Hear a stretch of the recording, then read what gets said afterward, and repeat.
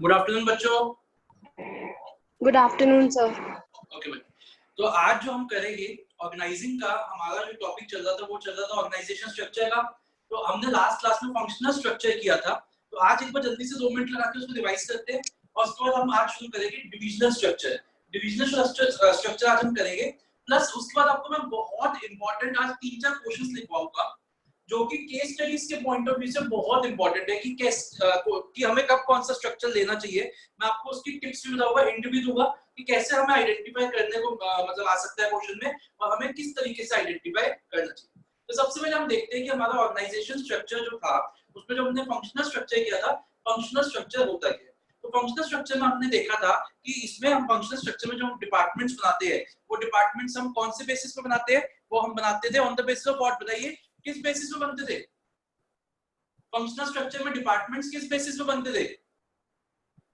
Sir type of work on the basis of different functions. एक बार मैं फिर से बोल रहा हूँ, सब बच्चे अपना वीडियोस ऑन करिए, बार बार नहीं बोलूंगा मैं, सब बच्चे अपने वीडियोस ऑन करिए। आद्या, आयुषी, आदित्य, अनन्या, आर्यन, अस्मित, भव्या, चिराग, दिव्यांश, ड्रोन, दिया, सब ऑन करिए वीडियोस को। ऐसे कहां बैठ के, ऐसे कौन से खोपचे में पढ़ रहे हो यार तुम लोग, जो तुम दिखा नहीं सकते कि हम कहां पे बैठे हुए हैं? क्या वॉशरूम में बैठ के पढ़ते हो क्या? इतना सा दिख रहा है, तुम्हारा फेस ही दिख रहा है मेनली बस। ओके, तो हमने फंक्शनल स्ट्रक्चर किया था। तो फंक्शनल स्ट्रक्चर का उसके बाद हमने पढ़ी थी सूटेबिलिटी, उसके बाद हमने पढ़ा था उसके एडवांटेजेस और डिसएडवांटेजेस। तो एडवांटेजेस का स्लैंग क्या था, कौन बताएगा? What was the slang of advantages? SBI is excellent money provider, ठीक है। उसके बाद हमने डिसएडवांटेज की थी और डिसएडवांटेज का स्लैंग क्या था? क्लिक, याद आ रहा है? होमवर्क किया आप लोगों ने? ओके, चलिए अब हम देखते हैं यहाँ पे डिविजनल स्ट्रक्चर। किसी के मन में कोई भी डाउट आए, कोई भी क्वेरी आती है, प्लीज अपना एक बार हैंड रेज कर दीजिएगा, फिर मैं आपसे पूछ लूं। यहाँ देखिएगा, अभी आपको कुछ नहीं लिखना, अभी आपको सिर्फ यहाँ ध्यान देना है बोर्ड की तरफ। बच्चों जैसे यहाँ देखिए फंक्शनल स्ट्रक्चर में क्या होता था, सबसे पहले, बेटा बहुत इंपॉर्टेंट क्लास है, छोटी क्लास है लेकिन बहुत इंपॉर्टेंट क्लास है, प्लीज यहाँ ध्यान दीजिए। जैसे सबसे पहले एक मैनेजिंग डायरेक्टर होता था और उसके नीचे हमारे अलग अलग जो डिपार्टमेंट्स होते थे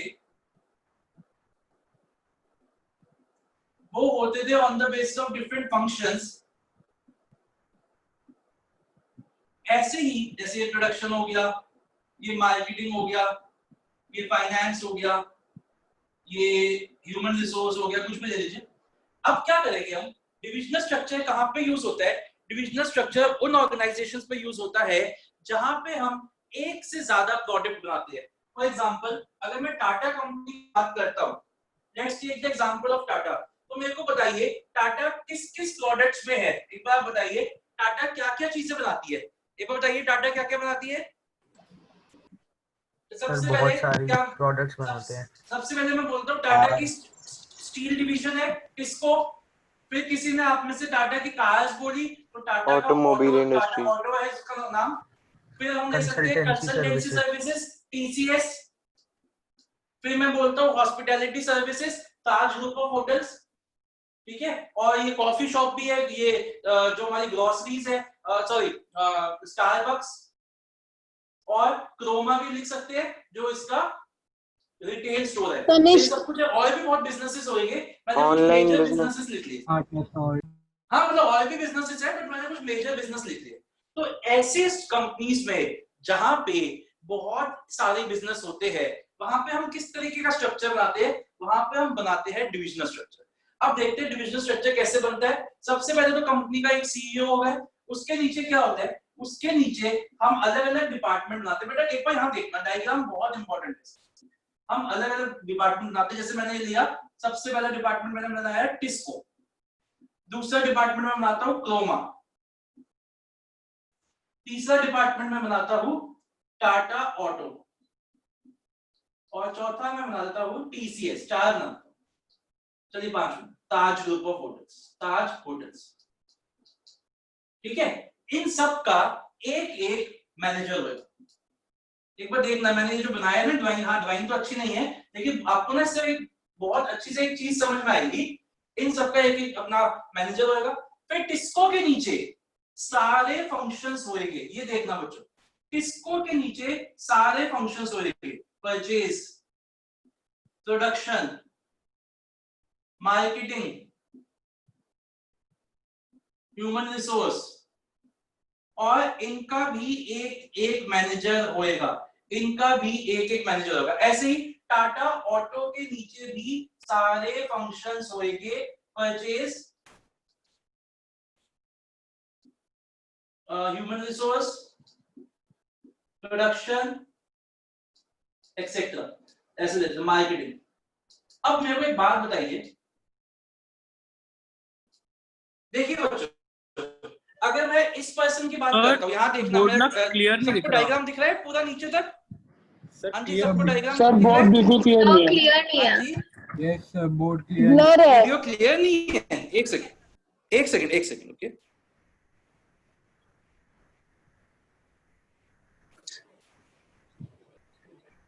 अब दिख रहा है बच्चों? No sir. अब क्लियर है क्या? No sir. नंदिनी, आपके में क्लियर नो आ रही है? सर। नो सर, मेरी में तो वीडियो क्लियर आ रही है। एक, ये फोन बंद करिए प्लीज, एक सेकंड होल्ड करिए, मैं जरा इसको एक बार क्लीन करता हूँ, एक मिनट होल्ड करिए। फोन बंद करिए प्लीज। जी मैं चाय बनाने गया तो मैंने देखा दूध ही खत्म हो गया, तो मैंने सोचा दूध पीना है। वो तो नहीं है, प्लीज बंद करिए इसको। नहीं क्यों नहीं? क्योंकि राघव इसको बंद करिए। और क्या चाहिए मेरे को? ना दूध की चाय चाहिए। राघव, मेरे बाप का है।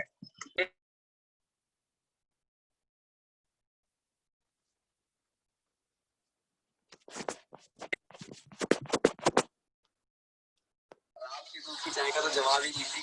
क्या देख रहा कैसी गंदी गंदी बातें करता है आदमी। अच्छा चल राघव, क्या चाहिए बता? इलाके सो जा, नहीं देगी क्यों?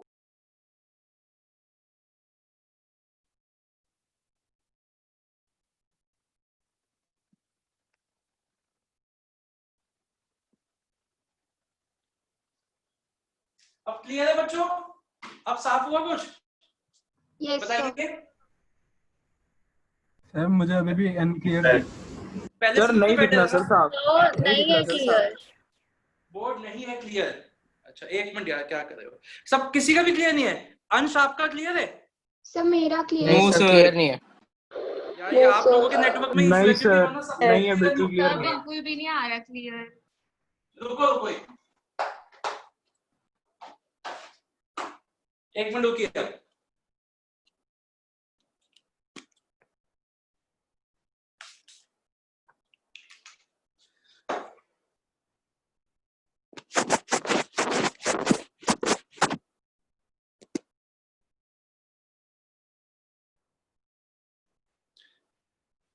चलिए बच्चों, देखते थोड़ी देर में क्लियर होता है कि नहीं। वैसे मैंने क्लीन तो किया है। तो यहाँ देखिएगा बच्चों, मेरे को एक बात बताइए, ये जो पर्सन है इसको डिपार्टमेंट का सिर्फ परचेज के बारे में नॉलेज होगी। ये जो पर्सन है इसको टिस्को से रिलेटेड सिर्फ प्रोडक्शन के बारे में नॉलेज होगी। ये जो पर्सन है इसको टिस्को से रिलेटेड सिर्फ मार्केटिंग के बारे में नॉलेज होगी, और इसको एचआर के बारे में, ह्यूमन रिसोर्स के बारे में। लेकिन इसके बारे में बताइए मेरे को, ये जो पर्सन है, क्या मैं कह सकता हूँ कि इसको टिस्को जो भी काम करता है, टिस्को जो भी डिपार्टमेंट है, ये जो भी काम करता है, इसको सारी चीजों के बारे में नॉलेज होगी, उसकी परचेज के बारे में भी, उसकी प्रोडक्शन के बारे में भी, उसकी मार्केटिंग के बारे में भी, और उसकी ह्यूमन रिसोर्स के बारे में भी। क्या ये बात समझ में आई आपको? यस और नो? ठीक है, ऐसे आइए यहाँ पे। अगर मैं टाटा ऑटो की बात करता हूँ, तो टाटा ऑटो का जो परचेज मैनेजर है उसको सिर्फ परचेज के बारे में नॉलेज है। जो ह्यूमन रिसोर्स मैनेजर है उसको सिर्फ ह्यूमन रिसोर्स के बारे में नॉलेज है। जो प्रोडक्शन मैनेजर है उसको सिर्फ प्रोडक्शन के बारे में नॉलेज है।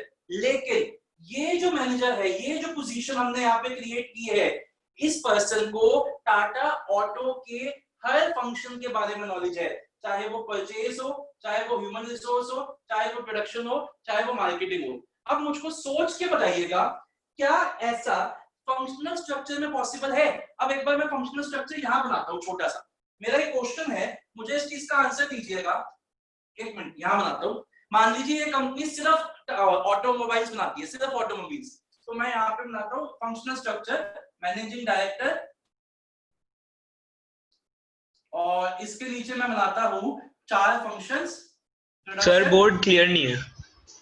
यार बेटा आप लोग ना अपना नेट भी देखो, क्योंकि अगर क्लियर नहीं होता ना तो सबके में अनक्लियर आता ना, किसी नहीं आ रहा clear अनक्लियर आ रहा है सर ब्लरी है सर, बहुत ब्लर है। क्लियर नहीं आ रहा। ब्लर है। अच्छा चलो यार देखते हैं, थोड़ी देर 5-2 मिनट में शुरू सही होता है। सर आप रेज हैंड करवा लो। क्या सर पूछो ना 30 किस पर चीज़ से सेकंड है? कर दो, 30 FPS। अरे यार ये इतना, 1 मिनट रुको।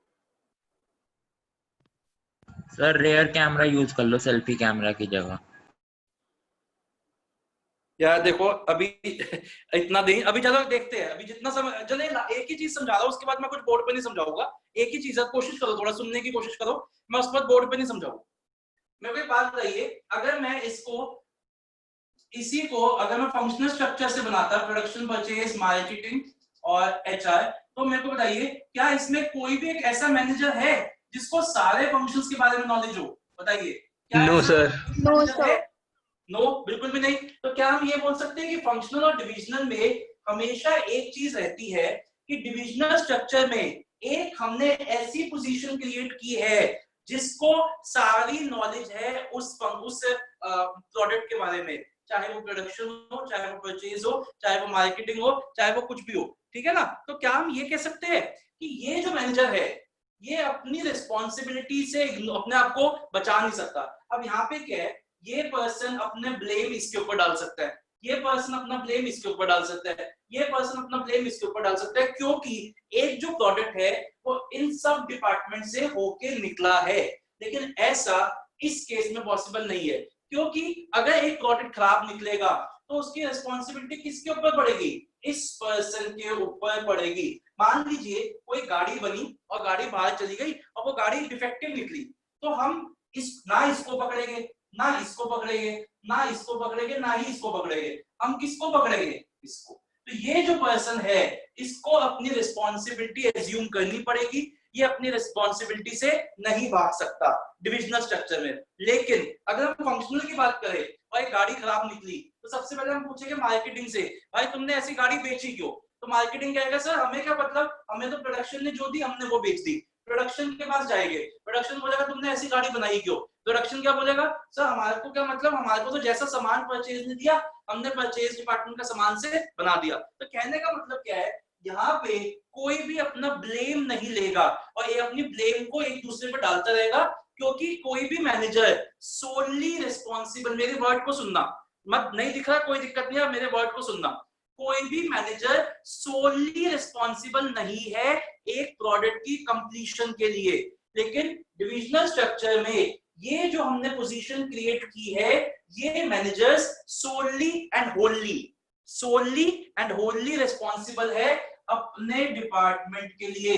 टिस्को के सारे प्रॉफिट्स और सारी कॉस्ट के लिए ये पर्सन जिम्मेदार है, क्रोमा की सारी कॉस्ट के लिए ये पर्सन जिम्मेदार है, टाटा ऑटो की सारी कॉस्ट के लिए ये पर्सन जिम्मेदार है, TCS की सारी कॉस्ट एंड रेवेन्यू के लिए ये पर्सन जिम्मेदार है, ताज होटल्स की सारी कॉस्ट एंड रेवेन्यू के लिए ये पर्सन जिम्मेदार है। तो ये जो हम अगर हमारे को लगेगा कि ताज हॉस्पिटैलिटी कंपनी जो हमारी है उसमें ये प्रॉब्लम आ रही है, तो हम नीचे किसी को नहीं पकड़ेंगे, हम किसको पकड़ेंगे? इस पर्सन को पकड़ेंगे, क्योंकि इसके पास पूरी अथॉरिटी है उस डिपार्टमेंट की, उस प्रोडक्ट की, वो जो चाहे अपने डिसीजंस ले सकता है किसी के साथ बिना डिस्कस करे हुए। ये चीज सिर्फ और सिर्फ डिविजनल स्ट्रक्चर में पॉसिबल है, ये चीज कभी भी फंक्शनल स्ट्रक्चर में पॉसिबल नहीं है। तो सबसे बड़ी डिविजनल स्ट्रक्चर की एडवांटेज क्या होती है? इसको छोड़ दो, नहीं समझ आ रहा छोड़ दो, इधर देखिएगा। सबसे बड़ी डिविजनल स्ट्रक्चर की एडवांटेज क्या होती है? That it is easier to fix responsibility in a divisional structure because the divisional head are responsible for all the revenues and all the cost of their departments। ये बात समझ में आई सबको कि नहीं? बताइए ये चीज सबको समझ में आई? Yes sir. कोई डाउट नहीं है किसी के मन में? मैंने इतना जो समझाया आप लोगों को, हाँ जी बच्चे, समझ में आई ये बात सबको? Yes. Yes, sir. बेटा बोर्ड पे अगर जो प्रॉब्लम है आई कैन अंडरस्टैंड, हो सकता है कुछ नेटवर्क इश्यूज हो, आप बोर्ड पे मैं कुछ नहीं लिखा होगा, सिर्फ मेरी बात को सुननी है। ठीक है बच्चों, समझ में आ गया? आगे बढ़े। Yes, sir. अगर हम इसकी डेफिनेशन लाने की कोशिश करें, बोर्ड को छोड़ दो, मेरी तरफ मेरी बात को सुनना सिर्फ। क्या मैं बोल सकता हूँ कि divisional structure is an organisational structure, functional structure वाली ही लेंगे, बस उसमें वर्ड्स को चेंज कर देंगे। It is an organisation structure in which activities are grouped.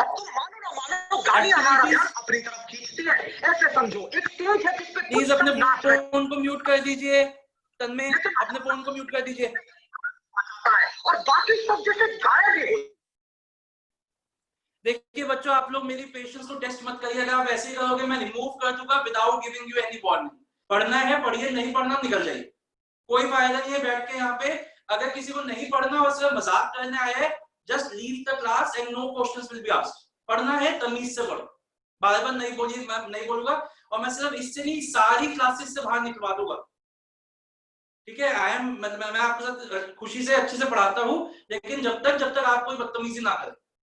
चलिए ओके, तो अगर हम इसकी डेफिनेशन लाते हैं तो it is an organisation structure in which activities are grouped and departments are created on the basis of what, on the basis of different products manufactured. उसमें क्या था, डिफरेंट फंक्शंस परफॉर्म, इसमें क्या हो जाएगा, डिफरेंट प्रोडक्ट्स मैन्युफैक्चर्ड।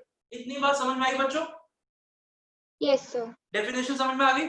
ओके, अब अगर हम इसकी सूटेबिलिटी की बात करें तो ये स्ट्रक्चर कहां पे सूटेबल है? पहला, जहां पे एक कंपनी मल्टी प्रोडक्ट बनाती है, जहां पे एक कंपनी मल्टी प्रोडक्ट बनाए वहां पे ये स्ट्रक्चर हमारा सूटेबल रहता है। इतनी बात समझ में आई बच्चों आप लोगों को? कोई डाउट तो नहीं है किसी के मन में? हाँ जी, समझ में आ गया? No, yes sir, yes sir. अगर हम इसके एडवांटेजेस की बात करें, बेटा मैं बिल्कुल नहीं लिखवाऊंगा बोर्ड पे, एक बात बताइएगा, सबसे पहले एडवांटेज तो आपको समझ ही आ गई होगी, इस पे रिस्पॉन्सिबिलिटी जो है वो इजीली फिक्स हो जाती है। तो आपने ना नोट्स ओपन कर लीजिए, हो सकता है बोर्ड पे दिक्कत आ रही ना, आप नोट्स ओपन करिए, कम टू पेज नंबर 5.6 पे आइए। अभी कुछ पढ़ना नहीं है, सिर्फ जो मैं बोलूंगा वो देखना है। 5.6 में आइए, एडवांटेजेस पे आइए, फंक्शनल स्ट्रक्चर, डिविजनल स्ट्रक्चर, कुछ अंदर से नहीं पढ़ना, सिर्फ हेडिंग्स देखेंगे। सेकंड हेडिंग पे आइए, ग्रेटर अकाउंटेबिलिटी। ग्रेटर अकाउंटेबिलिटी का मतलब क्या हुआ, एडवांटेज का हमारी क्या मतलब हुआ ग्रेटर अकाउंटेबिलिटी का, कि ये जो पर्संस है इनकी रिस्पॉन्सिबिलिटी बढ़ जाती है, क्योंकि they are wholly and solely responsible for the cost and the revenues of their department. इसलिए अब टिस्को डिपार्टमेंट के जो लॉसेस है वो ये नहीं कह सकता कि क्रोमा की वजह से हो रहे, टिस्को के लॉसेस टिस्को की वजह से हो रहे हैं। क्रोमा ये नहीं कह सकता कि क्रोमा में अगर कोई प्रॉब्लम आई है वो टाटा ऑटो की वजह से है। This manager will have to take the responsibility कि हाँ, अगर मेरी डिपार्टमेंट में ये प्रॉब्लम आ रही है तो मैं उसके लिए जिम्मेदार हूँ, मैं उसके लिए रिस्पॉन्सिबल हूँ। तो सेकंड एडवांटेज क्या हो गई, ग्रेटर अकाउंटेबिलिटी। अभी इसको डिटेल में पढ़ेंगे, ठीक है। उस पर आइए, फोर्थ पे आइए। मान लीजिए मैं कहता हूँ कि मुझे ना एक और काम शुरू करना है, कोई और काम बोलो जो टाटा जो नहीं कर, एंटरटेनमेंट ले देते, टाटा को एंटरटेनमेंट में आना है, ठीक है। तो देखिए कितने आसानी से टाटा एंटरटेनमेंट भी शुरू कर सकता है without affecting any other business. एक डिपार्टमेंट खोला, इसका एक मैनेजर लगाया, उसके नीचे फंक्शंस बनाए, किसी को इफेक्ट नहीं किया। तो क्या मैं कह सकता हूँ डिविजनल स्ट्रक्चर में एक्सपेंशन पॉसिबल है, बहुत इजीली एक्सपेंशन होती है without disturbing the existing function, existing products that are going on, just by adding a divisional head and the functional heads. बात समझ में आई बच्चों? Yes, sir. ये पॉइंट समझ में आया? हाँ जी, इस पॉइंट समझ में आया कि इसमें एक्सपेंशन इजी क्यों है? Yes sir. अब दो हो गए, अब तीसरे पे आते हैं। आपके नोट्स का थर्ड पॉइंट है फ्लेक्सिबिलिटी एंड मोर इनिशिएटिव। यहां देखिएगा, जैसे अगेन अगर समझ अगर दिख रहा है तो अच्छी बात है, नहीं दिख रहा है तो सुनिएगा। जैसे अगर हम फंक्शनल स्ट्रक्चर की बात करते हैं, उसमें एक जो प्रोडक्ट बन रहा है वो अलग अलग डिपार्टमेंट से होकर निकल रहा है, तो सबको एक दूसरे के ऊपर डिपेंडेंट होना पड़ेगा, और सब लोग जो मैनेजर्स है वो एक दूसरे से बात करके ही डिसीजन ले सकते हैं, क्योंकि सब लोग इंटरकनेक्टेड है। लेकिन अगर हम डिविजनल स्ट्रक्चर की बात करें, मैं टिस्को डिपार्टमेंट के मैनेजर की बात कर रहा हूँ, मैं इन फंक्शनल हेड्स की बात नहीं कर रहा, मैं इसकी बात कर रहा हूँ। टिस्को का जो मैनेजर है, क्या वो किसी और के ऊपर डिपेंडेंट है? क्या टिस्को इसके ऊपर डिपेंडेंट है? नहीं। क्या क्रोमा वाला इसके ऊपर डिपेंडेंट है? बताइए। No, sir.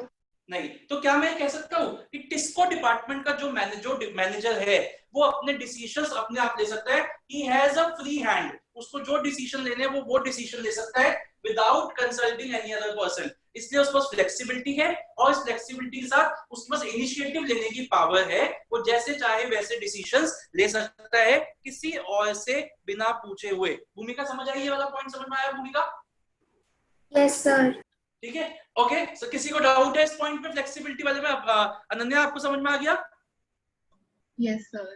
Okay, last advantage पे चलते हैं। लास्ट एडवांटेज क्या है? जैसे मैंने अभी आपको बोला था कि इसके सबसे बड़ी एडवांटेज ये है कि ये जो मैनेजर है ये ना सिर्फ परचेज, ना सिर्फ प्रोडक्शन, ना सिर्फ मार्केटिंग, ना सिर्फ ह्यूमन रिसोर्स, ये सारे के सारी चीजें सीखेगा। ये सारे के सारे फंक्शंस के बारे में नॉलेज गेन करेगा, ना सिर्फ एक। ठीक है ना? तो इससे क्या हुआ? इससे हमारी प्रोडक्ट स्पेशलाइजेशन हो जाएगी। बच्चों 1 मिनट होल्ड करिएगा।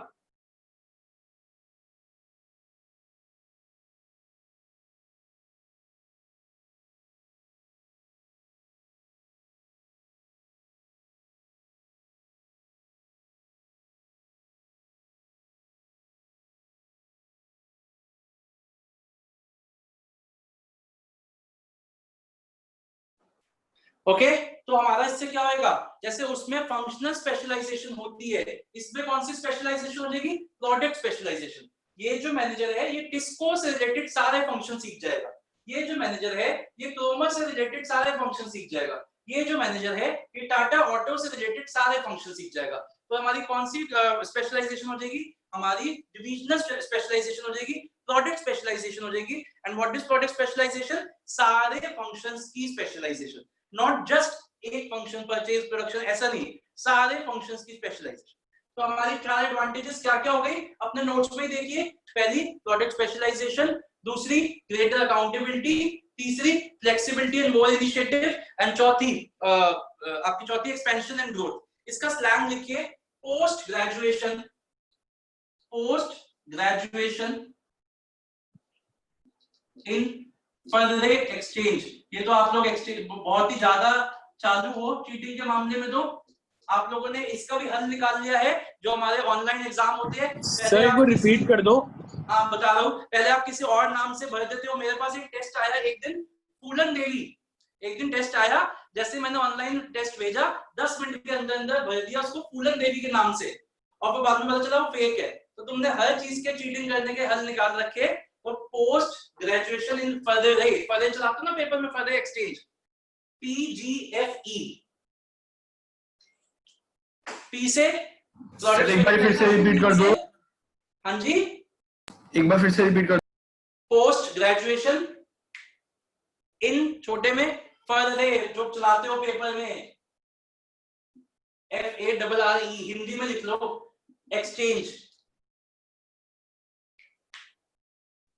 तो P से प्रोडक्ट स्पेशलाइजेशन, G से ग्रेटर अकाउंटेबिलिटी, F से flexibility and more initiative, and E से एक्सपेंशन एंड ग्रोथ। एक आज शायद एक बच्चा नया आया है तो मैं उसको बता दूं बच्चे, जो हमारा स्लैंग होता है उसमें जो हमने कैपिटल में लिखा है जैसे PG, F एंड E, वो हमने यूज किया है। जैसे P से प्रोडक्ट स्पेशलाइजेशन, G से ग्रेटर अकाउंटेबिलिटी एक्सेट्रा, और जो हमने शॉर्ट में लिखा है वो सिर्फ एक लाइन को कंप्लीट करने के लिए लिखा है। अब आपका एक बार जल्दी से 3 याद करके 3 बार लिखिए हेडिंग्स, जल्दी से नोट्स पे याद करके हेडिंग्स लिखिए 3 बार। जल्दी से हेडिंग्स को नोट्स में लिखिए, सॉरी अपने रजिस्टर में लिखिए 3 बार। जल्दी से याद करिए चारों हेडिंग्स। सर एक बार स्लैंग रिपीट कर दो। ये लिखा है बेटा, post graduation, P capital G capital, post graduation, ठीक है। इन छोटे में FARRE, further, F capital, exchange E capital,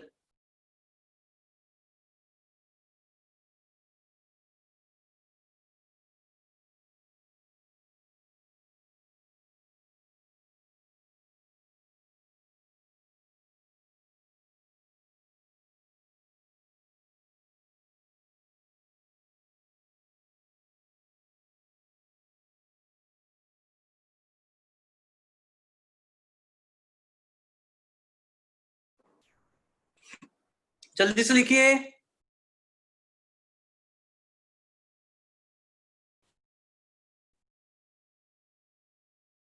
लिख लिए?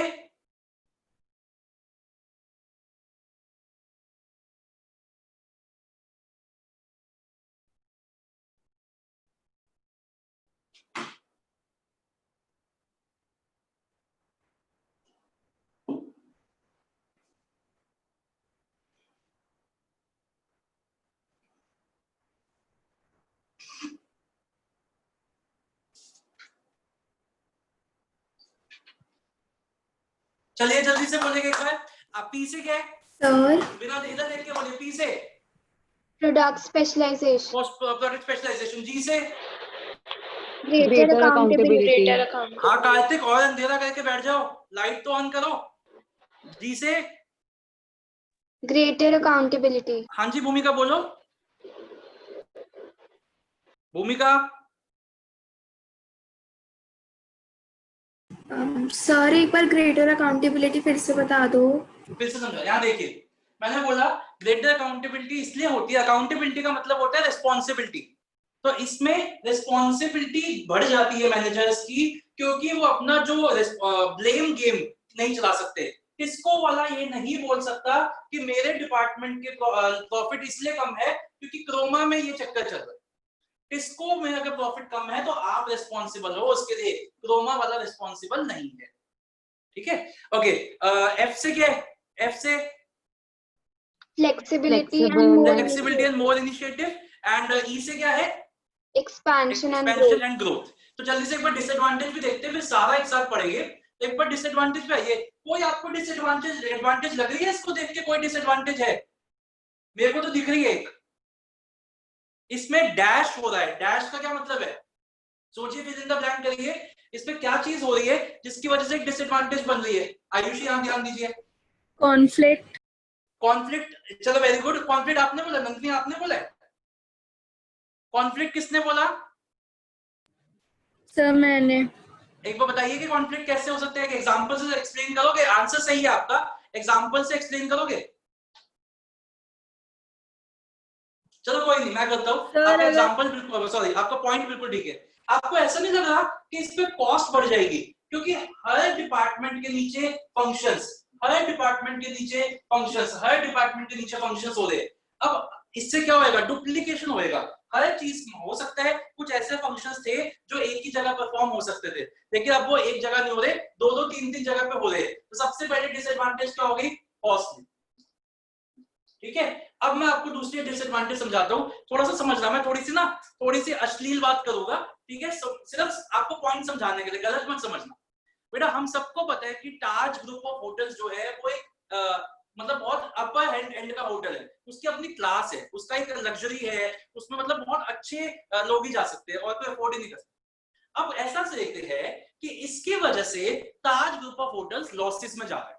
ठीक है, अब क्या हुआ? ये जो बंदा है, ये जो मैनेजर है ताज ग्रुप ऑफ होटल्स का, इसके दिमाग में एक मतलब एक वो आई, एक खुराफात आई कि यार अगर ऐसा ही चलता रहा और हमारा डिपार्टमेंट लॉसेस में चलता रहा तो हो सकता है टाटा वाले इस कंपनी को ही बंद कर दे, ताज ग्रुप ऑफ होटल्स भी बंद कर दे, और होएगा क्या? हम सबको नौकरी से निकाल देंगे। ये इसके मन में चल रहा था। तो इसने सोचा कि मुझे प्रॉफिट तो बढ़ाने हैं ना मैं अपने होटल्स के, तो अब मैं ऐसा करता हूँ, अब मैं अपने होटल्स को उन लोगों को भी देना शुरू कर देता हूँ जिनको होटल्स कम टाइम के लिए चाहिए होते हैं। आप समझ रहे हैं ना? कम टाइम के लिए मतलब आओ, थोड़ा सा टाइम स्पेंड करो और चले जाओ, मतलब जस्ट अपनी फैमिली के साथ आओ, थोड़ा क्वालिटी टाइम स्पेंड करो, 1 या 2 घंटे बैठे और चले गए और उसके लिए आपने चार्ज ले लिया। तो इससे क्या हुआ? इससे कोई भी औना आदमी भी आके उसमें और रेट्स बहुत कम कर दिए, मतलब रेट्स बहुत कम कर दिए और वो बढ़ा दी, जो लोगों का आना बढ़ा दिया। अब हुआ क्या? ताज होटल्स के प्रॉफिट्स तो बढ़ गए, लेकिन भाई नाम क्या बदनाम हो गया कि ताज ग्रुप में तो हर तरीके के, ताज ग्रुप ऑफ होटल्स में तो हर तरीके के बेकार के काम होते हैं। अब एक बात बताइए, ये जो हुआ इससे पूरी ताज ग्रुप को के नाम पे एक स्पॉट आएगा या सिर्फ ताज होटल्स पे नाम पे स्पॉट आएगा? पूरी कंपनी, पूरे ताज कंपनी पे टाटा आएगा, जो है पूरा टाटा के नाम खराब होएगा। ये बताइए मुझको, ऐसा क्यों हुआ? क्योंकि इस पर्सन को हमने पावर दे रखी थी अपने ताज ग्रुप ऑफ होटल्स के बारे में कोई भी डिसीजन लेने की।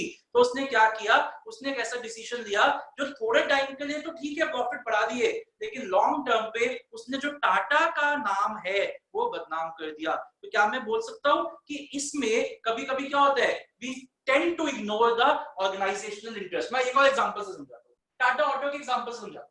टाटा गाड़ियां बनाती है, गाड़ियां जो है ना वो जो डिवीजन है वो लॉसेस में जा रही है। तो इस मैनेजर ने सोचा कि अब मैं ऐसा करता हूं, मेरे को गाड़ियां सस्ती बनानी है तो मैं रॉ मटेरियल्स थोड़े से खराब क्वालिटी के ले लेता हूँ। खराब क्वालिटी के रॉ मटेरियल्स लिए, गाड़ियां निकली रोड पे। अब एक कपल बैठा हुआ था रोड पे, थोड़ा एंजॉय कर रहे थे, साइड में बैठ गाड़ी लगा के एसी चला के थोड़ा वो बात कर रहे थे। अब हमें क्या मतलब क्या क्या क्या कर रहा था कपल, और हुआ क्या, गाड़ी में ब्लास्ट हो गया।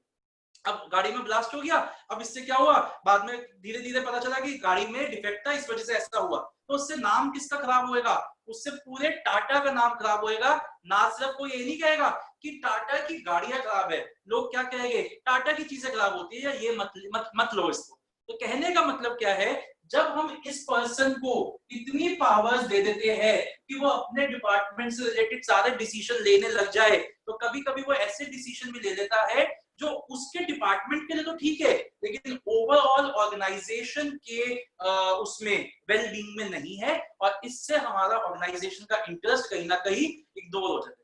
ये सेम चीज फंक्शनल स्ट्रक्चर में भी थी, यही सेम चीज इसमें भी है। ये पॉइंट सबको समझ में आ गया, कोई डाउट तो नहीं है किसी के मन में? चलिए लास्ट पॉइंट, आप में से किसी बच्चे ने आंसर भी दिया था मेरे को कि वो कॉन्फ्लिक्ट कैसे होते हैं। अब मैं कॉन्फ्लिक्ट का आपको एग्जांपल से समझाता हूँ। हम सबको पता है कि ताज ग्रुप ऑफ होटल्स में 2008 में अटैक हुआ था, सबको पता है, और उसके ऊपर बहुत सारी मूवीज भी बनी है। आपने Z5 पे देखी होगी, स्टेट ऑफ सीज आई है, और Z5 पे होटल मुंबई भी आई है, बहुत सारी वेब सीरीज आई है। तो जब वो अटैक हुआ था, हम सबको पता है कि ताज ग्रुप ऑफ होटल्स जो थे वो लॉसेस में चले गए। तो ऐसा भी तो हो सकता है ना कि उनके लॉसेस को कवर करने के लिए टाटा ग्रुप ने डिसीजन लिया कि एक साल के लिए हम सबकी सैलरी, सारे और हमारे जो बिजनेसेस है, हम सबकी सैलरीज को कम करेंगे, 10% कम करेंगे एक साल के लिए, जब तक हम ताज ग्रुप के होटल के लॉसेस को रिकवर नहीं करें। ऐसा हो गया, सबके भले में ही था कि सबके मतलब एक टाटा कंपनी के जो है सारे डिपार्टमेंट्स के भले में ही था।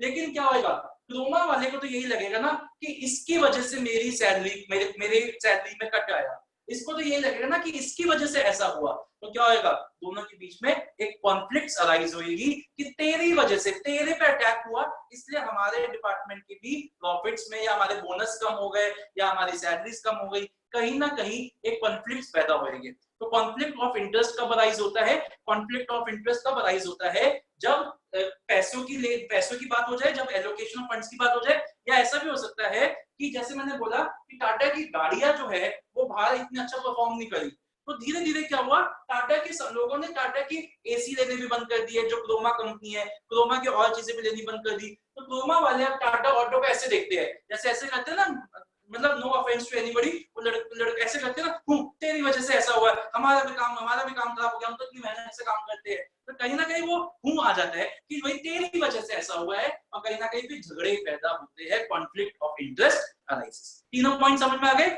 अब मैं इसका स्लैंग बोल नहीं रहा, मैं लिख रहा हूं, मैं अच्छा घर पे नहीं बोल सकता स्लैंग, यहां लिख रहा हूं, देख लीजिएगा। ICC है ना, तो आई लव क्यूट चिक्स, मतलब ऐसा सच नहीं है, मतलब बस आप लिख लो इसको, ऐसा कुछ है नहीं, ठीक है। हाँ, आई लव क्यूट चिक्स। चलिए जल्दी से लिखिए। अब इसके बाद रीड करेंगे सारा, जल्दी से इसको लिखिए और तीनों हेडिंग्स को याद करिए, डिसएडवांटेजेस की।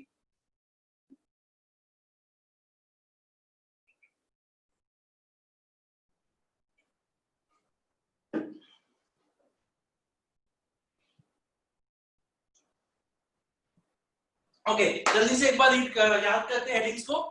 तो आई से क्या हो सकता है, जल्दी से बोलिए। आई से सर एल का क्या था? अच्छा वो यार मैंने एल लिखा नहीं है यार, मैंने एल बनाया है, देख ले, मैंने हार्ट बनाया है यार, मैंने लिखा थोड़ी ना एल यार, तो मेरा स्लैंग देख के बात कर।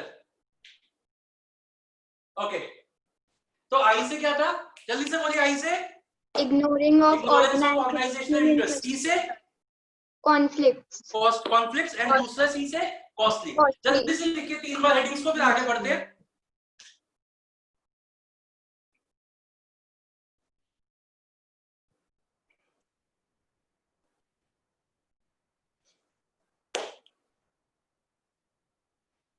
आज बेटा अभी बहुत सारे क्वेश्चंस लिखने हैं, इसलिए आज हम आगे और नहीं पढ़ेंगे, बस इसको नोट से पढ़ेंगे। आज मेरे को आपको 3-4 क्वेश्चंस लिखवाने हैं केस स्टडीज के।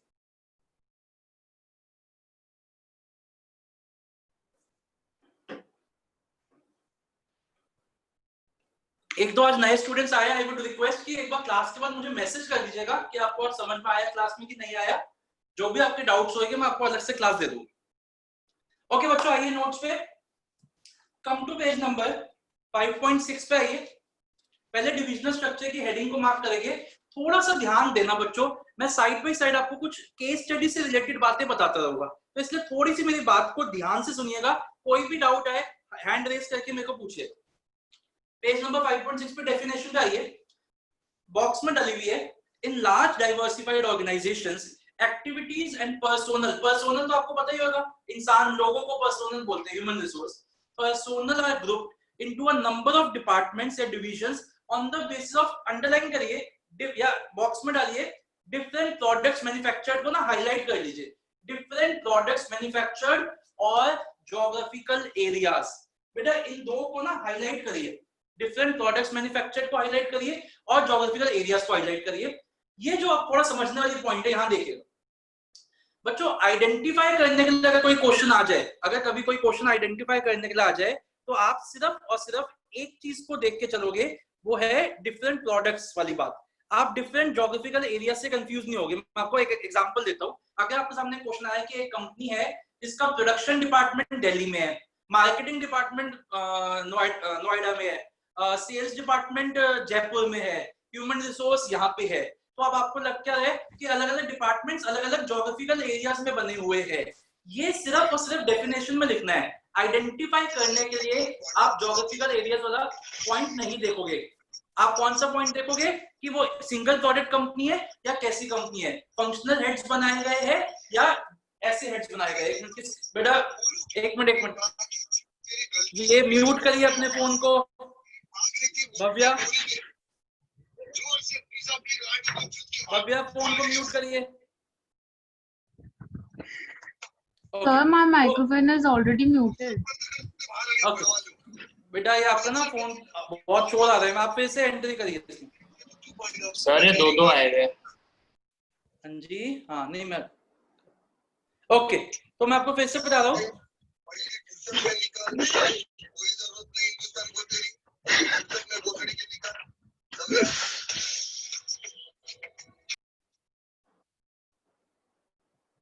अगर आपका क्वेश्चन आता है और जैसे इसमें बोला है कि companies manufacturing only one product, एक ही प्रोडक्ट बना रही है जिसका मैन्युफैक्चरिंग डिपार्टमेंट दिल्ली में है, सेल्स डिपार्टमेंट जयपुर में है, एक्सेट्रा एक्सेट्रा एक्सेट्रा, तो आपको कंफ्यूज नहीं होना कि वो डिविजनल स्ट्रक्चर हो जाएगा क्योंकि ज्योग्राफिकल एरियाज अलग अलग है। आपको ये देखना है कि कंपनी एक प्रोडक्ट बना रही है या मल्टीपल प्रोडक्ट बना रही है। ये बात समझ में आ गई? तो ज्योग्राफिकल एरिया सिर्फ और सिर्फ डेफिनेशन में लिखना है।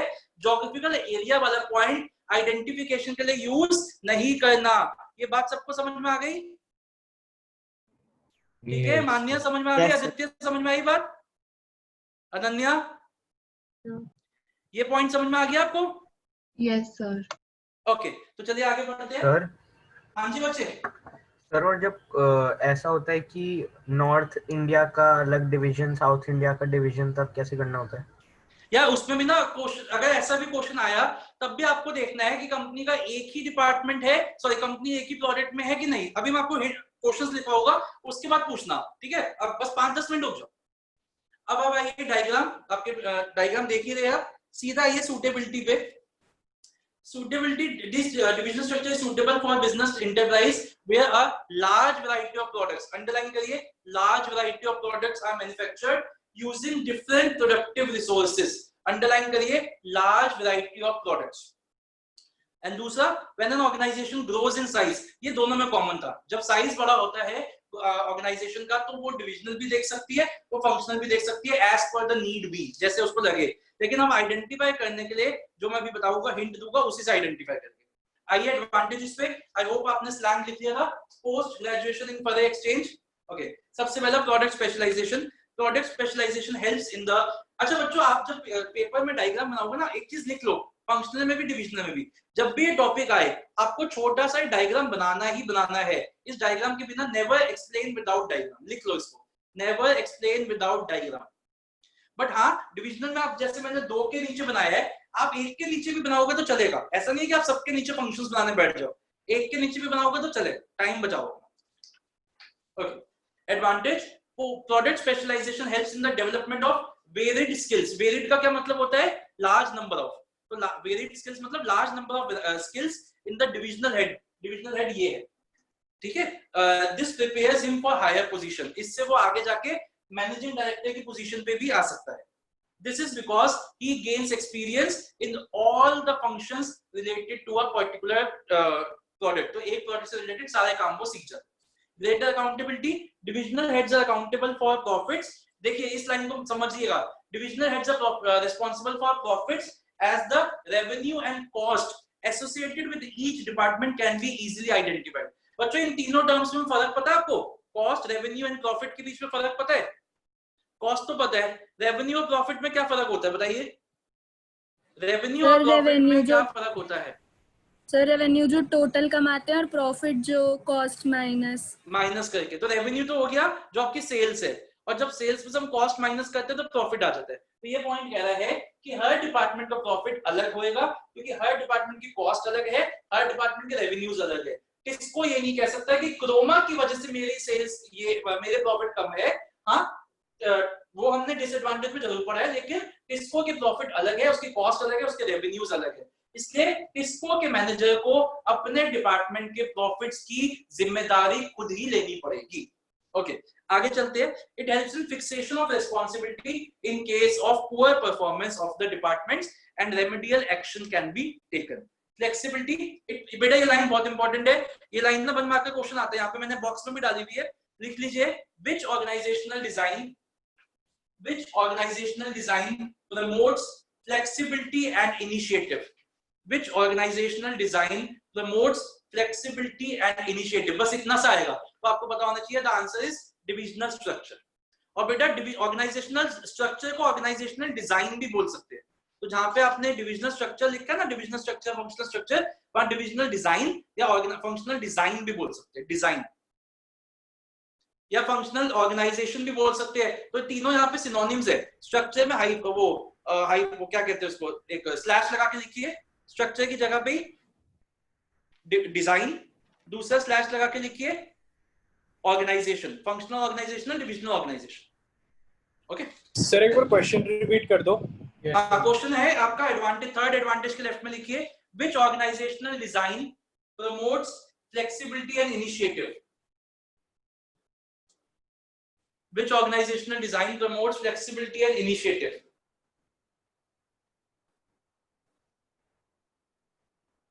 तो आंसर है डिविजनल स्ट्रक्चर या डिविजनल डिजाइन। अगर डिजाइन पूछा है क्वेश्चन में तो डिविजनल डिजाइन, स्ट्रक्चर पूछा तो स्ट्रक्चर, ऑर्गेनाइजेशन पूछा तो organisation. Expansion and growth, it facilitates expansion and growth as new departments and can be added without interrupting the earlier departments by merely adding another divisional head and staff. Disadvantage का hope slang लिख लिया है। I love cube checks। आइए C से conflicts। The conflicts may arise amongst different departments with reference to allocation of funds। मतलब किसको कितना bonus मिल रहा है उस वजह से झगड़े हो सकते हैं। Also, a particular department may seek to maximize profit at the cost of other department। जैसे मैंने आपको बोला, एक डिपार्टमेंट अपनी क्वालिटी को डिग्रेड करके प्रॉफिट बढ़ा तो लेगा, लेकिन उससे नाम सबका खराब होएगा, जिससे झगड़े हो सकते हैं। Next, conflicts. Costly. It may lead to increase in cost since there may be duplication of activities, providing each department with separate set of functions। Her department के अलग-अलग functions की वजह से भी cost बढ़ सकती है। And तीसरा, ignorance of organizational interest. It provides manager with the authority to supervise all the functions, activities related to a particular department. In course of time, such managers may gain power and may ignore the organization। समझ में आ गया बच्चों? अब एक बार ये बस last ये डिफरेंस करके क्वेश्चंस लिखेंगे। तो बच्चों एक बार ना आप ऐसे करिए, इसको हाइड कर लीजिए, सिर्फ बेसिस ओपन रखिएगा, इसको हाइड करिएगा। अभी आपसे ही पूछूंगा, आंसर आप ही देंगे, कोशिश करिए इसको हाइड करिए और सिर्फ बेसिस ओपन रखिएगा। तो एक बात बताइए, पहला फंक्शनल है फिर डिविजनल है, फंक्शनल डिविजनल। फॉर्मेशन, तो फंक्शनल में फॉर्मेशन किस तरीके से होती है, डिपार्टमेंट्स की फॉर्मेशन किस बेसिस पे होती है, फंक्शंस, फंक्शन। और डिविजनल में on the basis of product lines. ठीक है, पहला हो गया। अब मेरी बात रही है स्पेशलाइजेशन की बात करें तो फंक्शनल में एक मैनेजर कौन सी स्पेशलाइजेशन करेगा? फंक्शनल। और यहाँ पे हम क्या बोलेंगे इसको? Divisional specialisation. Divisional specialisation product specialisation भी हो सकती है, ज्योग्राफिकल एरिया स्पेशलाइजेशन भी हो सकती है।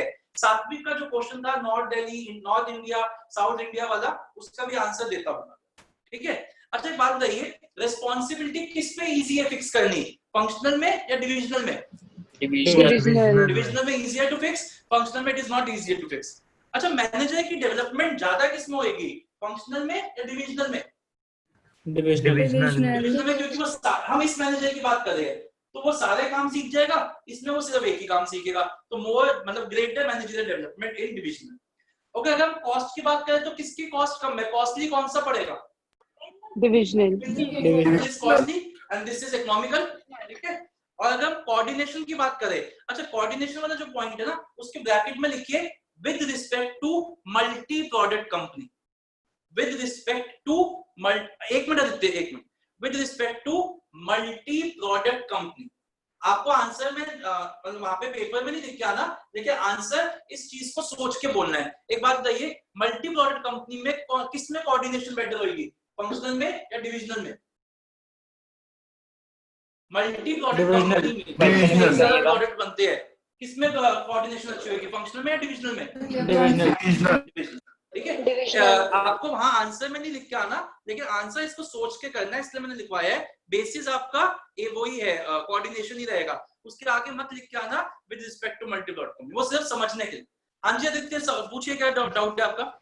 सर कॉस्ट वाला पॉइंट एक बार समझा दो। सर वही ना, इसमें देखो डुप्लीकेशन हो रही है, हर एक के नीचे परचेज प्रोडक्शन वगैरह है, हर एक के नीचे परचेज प्रोडक्शन है, तो एक तरीके से हम एक फंक्शन दो तीन जगह पे कर रहे हैं ना, तो कहीं ना कहीं डुप्लीकेशन हो रही है और इससे कॉस्ट बढ़ रही है। ओके सर, चलिए ठीक है बच्चों, इसका स्लैंग लिखिए फुल मस्ती एट SRCC। बेटा कॉलेज आप लोगों का ड्रीम कॉलेज है। अब आप बोलोगे सर इसमें मस्ती भी होती है? पूरी मस्ती होती है, सबसे ज्यादा मस्ती इसी कॉलेज में होती है बेटा। फुल मस्ती at SRCC, Shri Ram College of Commerce. लिख लिया? F से फॉर्मेशन, M से मैनेजरियल डेवलपमेंट, S से स्पेशलाइजेशन, R से रिस्पॉन्सिबिलिटी, C से कॉस्टली एंड C से कोऑर्डिनेशन।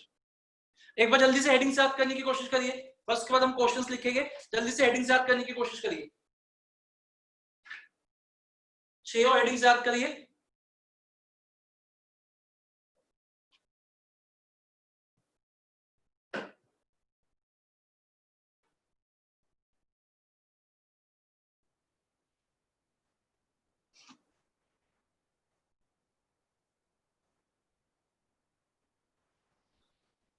जल्दी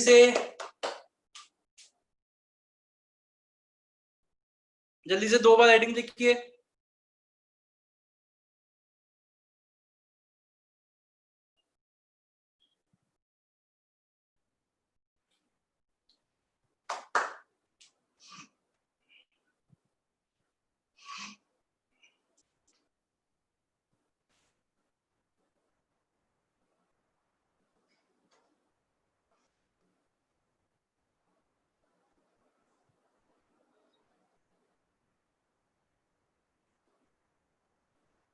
ओके बच्चों, अब आप लोग देखिए, अगर आपके पास नोट्स का प्रिंट आउट है, अगर प्रिंट आउट है और उसमें आपके पास लेफ्ट साइड में जगह है, तब तो नोट्स में ही लिखना।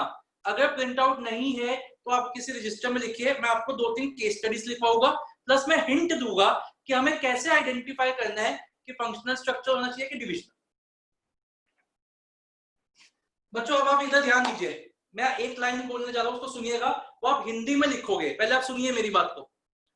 आपको जब ये आइडेंटिफाई करना है कि फंक्शनल होना चाहिए कि डिविजनल, तो आपको ये देखना है कि जो हमारे प्रोडक्ट का रॉ मटेरियल है, जो हमारे प्रोडक्ट्स का रॉ मटेरियल है, क्या वो सेम है? अगर आप लोगों का रॉ मटेरियल, जो दो प्रोडक्ट्स दे रखे हैं क्वेश्चन में कि लेदर बैग्स बनाती है कंपनी और लेदर सैंडल्स बनाती है, तो अगर आप देखोगे तो दोनों में रॉ मटेरियल क्या है? लेदर ही है। तो आपका स्ट्रक्चर फंक्शनल होना चाहिए। लेकिन अगर मैं बोलूं कि कंपनी पहले लेदर बैग्स बनाती थी और अब कंपनी किसी और चीज के बैग बनाने लग गई है, तो आपका रॉ मटेरियल चेंज हो गया है, तो आपका स्ट्रक्चर डिविजनल हो जाएगा। मेरी बात को सुनिएगा, समझिएगा। आपको फंक्शनल डिविजनल के लिए सिर्फ इतनी चीज को देखना है कि जो हमारा रॉ मटेरियल है वो सेम है या नहीं। ऐसे में ना 2-3 क्वेश्चंस लिखवाता हूं, उसके बाद ये लाइन आप हिंदी में लिखना। केस नंबर 1 लिखो, case number 1। XYZ Limited engaged in the business of XYZ Limited engaged in the business of manufacturing। मैं हर लाइन को 2 बार रिपीट कर दूंगा, अगर तब भी किसी का मिस हो जाए वो एक बार हैंड रेज कर दे। XYZ Limited engaged in the business of manufacturing office furnitures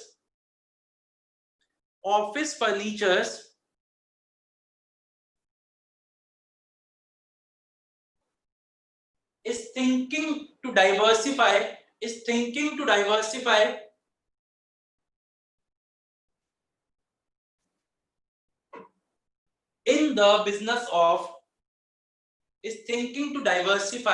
in the business of home furnitures also.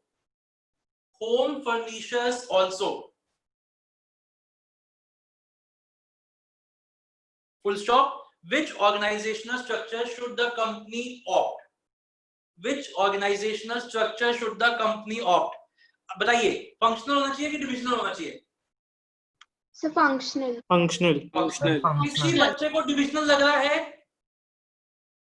देखिए, functional is the correct answer. लिखिए functional, the company should go with functional structure as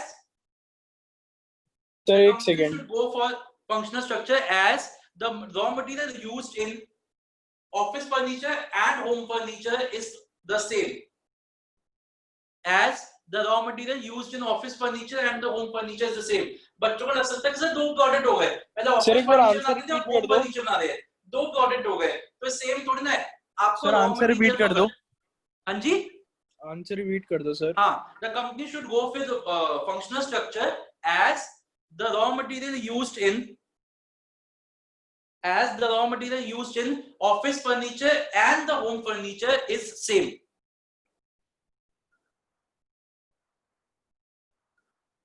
अब दूसरा question लिखिए। XYZ Limited engaged in the business of manufacturing furnitures. XYZ Limited engaged in the business of manufacturing furnitures.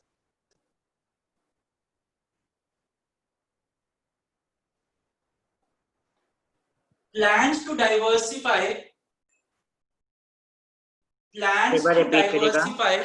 हाँ जी, XYZ engaged in the business of manufacturing furnitures, plans to diversify। Sir एक बार repeat कर दो। Okay, मैं full repeat करता हूँ। XYZ Limited engaged in the business of manufacturing furnitures, plans to diversify in the business of interiors and home furnishings also।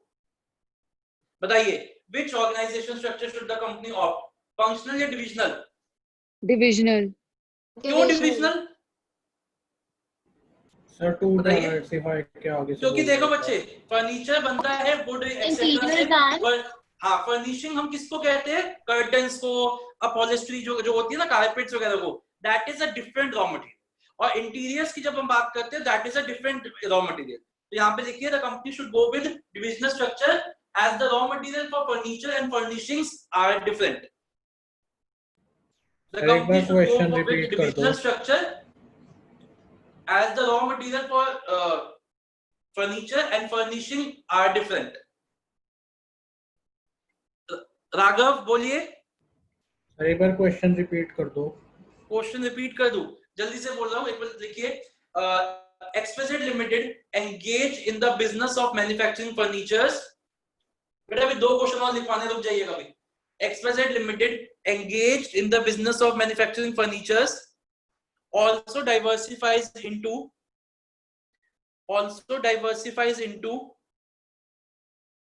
home furnishings and interior decoration. Home furnishings and interiors. Which organization structure should it opt? बच्चों अब मैं आपको वो question लिखवाने जा रहा हूं जो आपके 2018-19 के बोर्ड का क्वेश्चन है, जिसमें बहुत बच्चों को कंफ्यूजन हुई थी और इनफैक्ट स्कूल की टीचर्स भी गलत आंसर बताती है। देखिए सुकम कोई भी लिख लो, PQR Limited engaged in the business of manufacturing stabilizers या transformers, engaged in the business of manufacturing stabilizers for air conditioners. In the business of Manufacturing stabilizers for air conditioners.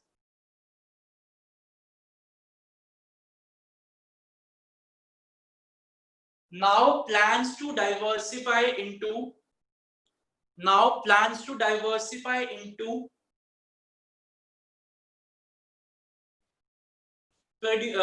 manufacturing stabilizers for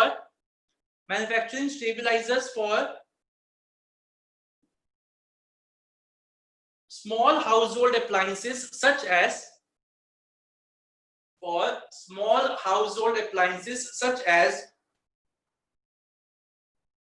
TVs, fridge, etc.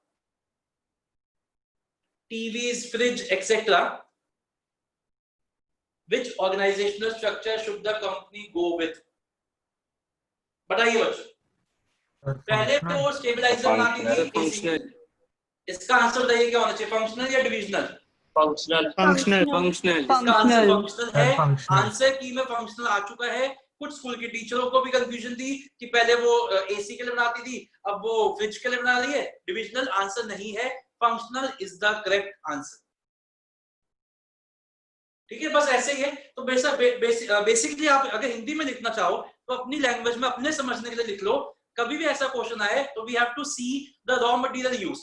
अगर raw material change हो रहा है दो products में तो आपका answer divisional है, और अगर रॉ मटेरियल चेंज नहीं हो रहा तो फंक्शनल। अब एक मिनट, शायद सात्विक का ही सवाल था। अगर क्वेश्चन बिल्कुल सिंपल कहता है, सिर्फ सिंपल कहते हैं कि एक कंपनी के 4 डिविजन्स है, north India, south India, east India, waste India, और कुछ नहीं बता रखा कि कंपनी के डिपार्टमेंट्स फंक्शंस के बेसिस पे बने हुए हैं या कंपनी सिंगल प्रोडक्ट है या मल्टी प्रोडक्ट है। अगर सिर्फ इतना लिखा हुआ है कि कंपनी के 4 डिपार्टमेंट्स है, north India, east India, waste India, south India, और कुछ नहीं दे रखा, तो आप डिविजनल लोगे on the basis of geographical factors. लेकिन अगर लिख दिया कि कंपनी एक ही प्रोडक्ट बनाती है और उसके बाद उन्होंने लिख दिया कि ऐसे 4 जगहों पे अलग अलग काम है, तो फंक्शनल ही लोगे। अगर ये इंफॉर्मेशन मिसिंग है कि उसका एक प्रोडक्ट है और बस ये लिखा हुआ है कि company has 4 different departments, north India, south India, east India, waste India, तो आप डिविजनल लोगे। हमारे पास इंफॉर्मेशन ही नहीं है, तो हम ये देख रहे हैं कि on the basis of geographical areas जो उन्होंने बोला है उस बेसिस पे हम लिख रहे हैं, बट वो सिर्फ और सिर्फ in the absence of information. ठीक है बेटा, डाउट जिसका भी डाउट था समझ में आ गया? Yes sir. ओके, अब बच्चों आप मेरी बात को सुनिएगा। मैंने कल आप लोगों को बस खत्म, आज की क्लास यहीं पे है, बट मेरी एक दो अनाउंसमेंट्स करनी है। आपका जो टेस्ट है अगला, वो बता ही रखा था कि नेक्स्ट मंडे को है, प्लानिंग का सब्जेक्टिव टेस्ट होएगा, तो उसी के हिसाब से पढ़िएगा। उसके अलावा मैंने आप लोगों को कल एक मैसेज भेजा था जिसमें सिर्फ 2-3 बच्चों का रिप्लाई आया है। एक खुशी का आया था, एक शायद 1-2 बच्चों का आया था जिनके ऑर्गेनाइजिंग की क्लास की मतलब ये था कि उनका ऑर्गेनाइजिंग का टेस्ट इस वीक या नेक्स्ट वीक है। बेटा मेरा तो ऑर्गेनाइजिंग चल ही रहा है, अब नेक्स्ट संडे 3:30 बजे हम डेलीगेशन करेंगे। लेकिन जिन बच्चों का इस वीक टेस्ट है या अगले वीक है, सिर्फ उनके लिए या तो मैं आप लोगों की एक बैकअप क्लास ट्यूसडे वेडनेसडे को अरेंज करने वाला हूं। तो मैं एक बार फिर बोल रहा हूं, अगर आप में से किसी भी बच्चे का इस वीक या अगले वीक ऑर्गेनाइजिंग का टेस्ट है, क्योंकि मेरा अभी ऑर्गेनाइजिंग खत्म करने में दो हफ्ते लगेंगे, इस संडे और अगले संडे, तो मेरे में 2 हफ्ते लगेंगे। तो अगर किसी को उससे पहले करना है तो मुझे व्हाट्सएप करिए, मैं उस बच्चे की, क्योंकि मेरे पास सिर्फ खुशी और एक और स्टूडेंट का मैसेज आया है, मैं सिर्फ इन बच्चों की क्लास अरेंज करूंगा। अगर आपका मैसेज नहीं आया तो जिसको भी करना है जल्दी इसी वीक में, तो वो मुझे मैसेज भेज दीजिएगा, मैं ट्यूसडे और वेडनेसडे को करवा के वो खत्म करवा दूंगा, आपका चैप्टर जल्दी खत्म करूंगा। इतनी बात समझ में आ गई बच्चों आपको? हमारी इस सैटरडे का अभी कोई शेड्यूल नहीं है क्लास का, क्योंकि मैं अब आपके लिए ना केस स्टडीज प्रिपेयर कर रहा हूँ फर्स्ट 3 चैप्टर्स की। तो फर्स्ट 3 चैप्टर्स की केस स्टडीज प्रिपेयर कर रहा हूँ। अगर 1-2 दिन में हो गई तो मैं आपको उसकी सॉफ्ट कॉपी भेज दूंगा, फिर सैटरडे को क्लास होगी। अदरवाइज हमारी अभी सैटरडे को क्लास नहीं है। अब हमारी नेक्स्ट क्लास संडे को है 3:30 बजे। ठीक है बच्चों, सब कुछ समझ में आ गया? ओके, किसी को डाउट है वो रुक जाए, हाँ जिसको डाउट है वो रुक जाए, अदरवाइज आप लोग जा सकते। ओके बच्चों, enjoy your Rakshabandhan tomorrow, have fun, bye bye. Thank you sir. Okay हाँ, अब एक मिनट सबको निकलने दो, फिर मैं डाउट्स वाले बच्चे रुक जाओ, मैं उनसे पूछता हूँ।